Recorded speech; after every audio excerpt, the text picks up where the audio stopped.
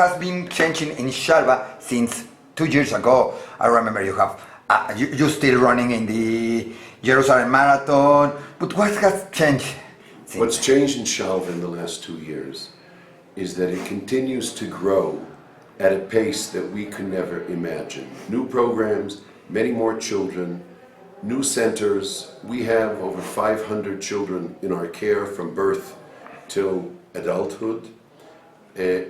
We are finishing in this coming year our new national center, Wow. which will be 20,000 square meters with a semi-Olympic pool, full-size gym, therapy pool, 380-seat auditorium, 6 acres of parks for the public and for the children, and God willing, on September 1st of 2016, we will be entering its doors. That is a game changer for the field of disabilities in Israel and beyond. How many children can go inside this center? This center will service thousands from the entire country because it has services that will enable us to provide, whether it be sports, Special Olympics. There's enormous employment, enormous number of programs that will enable us to serve thousands. Maybe people don't know how many kids are in Israel that need Shalva. The number of children who need Shalva are enormous. As in most of the industrialized world, the population has about 6.6% of individuals with special needs. Amongst those special needs, there's a smaller percentage, possibly 3%, who have special needs, they have a mental disability, and they would need Shalva. The numbers are far greater than the current Shalva centers can care for, and that is precisely why the government gave us 7 acres of land on which to build a national center, because the needs are so tremendous. And they asked, if we give you this land, will you build a national center? And we did. This is only for kids or adults with special needs, or is for people that lost a hand or in attack or something? Who can go to this center? How can they get there? Shalva is for children, individuals, adults who have a mental disability. Very often they have a physical disability, multi-challenged, but if an individual is physically disabled but mentally he's healthy and intact, then Shalva is not the place for that individual, because all of the population there have varying levels of mental disabilities. It's just for Jewish kids? Do you get Arab kids? Do you get any other kids in Shalva? Shalva for the last 25 years has serviced children first come, first serve, with absolutely no care for who they are or where they come from. Nobody's ever paid a penny, so we never differentiate taking in a child because of his ability to pay or not to pay. And similarly, we've never differentiated based on the fact whether he is an Ashkenazi or a Sephardi, or religious or not religious. And yes, we have several Christian children who live in Jerusalem, largely Armenians, and we've had throughout Shalva a number of Muslim children whose children speak Hebrew and go to the Israeli Hebrew-speaking day schools. It's only when they're part of the Israeli educational system speaking Hebrew that we can service them. But naturally, the vast majority of the children we serve breaks down, as does the population. But I'm proud to say that Shalva is an enormous melting pot of people who normally would not come together in their lives because of their personal differences, and yet at Shalva they become one beautiful family. One of the things that happen with kids with special needs is that, all right, you take care of them, but after that they have to integrate to the normal life, to the life in Israel, to get married. I don't know. In Mexico we have many cases like that, very successful cases with Karima, that was with you some time ago. Is there that help also in Shalva? Yes, Shalva focuses on giving children, teenagers, young adults, what we call independent living skills, enabling them to learn how to function better in society.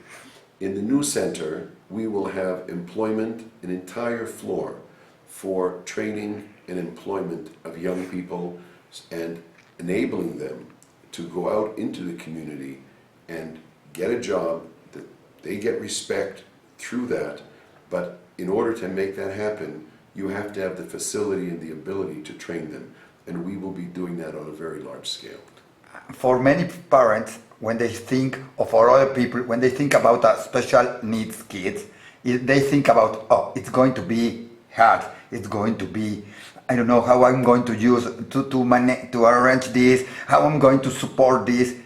What do you do with the families, and what do you do so these special need kids don't become, I don't want to say a problem, but don't become something that inherits the family? Shalva is precisely for families.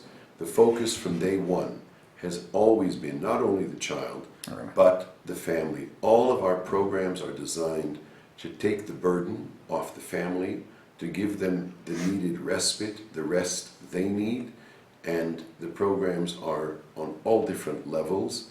But families tell us all the time that before their child entered Shalva, they were collapsing, they were unable to function, and indeed the family was falling apart. Once their child came into Shalva with its comprehensive programs year-round, around the clock, they have a quality life where the parents can achieve their goals and the brothers and sisters can achieve their goals. This is critical, and this is who we are. Shalva started from your family for a special need that you have in your family. When you started, it was in your mind to become what has been now Shalva, and how to keep that dream going and going and going? Because maybe you started and said, we need something, but then it became something very marvelous. We started Shalva because of our own experience with our second child, Yossi, at the age of 11 months. He was injured by a faulty vaccine in Israel. He became blind, deaf, and very hyperactive, and people, meaning well, suggested to my wife to put him in an institution. Malki refused and said, God, if you ever decide to help our Yossi, I will dedicate my life to helping others. At the age of 7 years after he became blind and deaf, an amazing speech therapist taught him how to communicate with sign language in the palm of his hand, because he doesn't see and doesn't hear, and later to speak Hebrew. When that happened, he became known as the Helen Keller of Israel, and Malki turned to me and said, it's payback time. I made a promise. I know exactly what I want to deliver. We set up Shalva in 1990 with 8 children in a rented apartment. Malki was the driver, Malki was the cook. I worked full-time in the computer field, and it was overwhelming. It overtook our lives. We never thought beyond that. But God seems to have a sense of humor.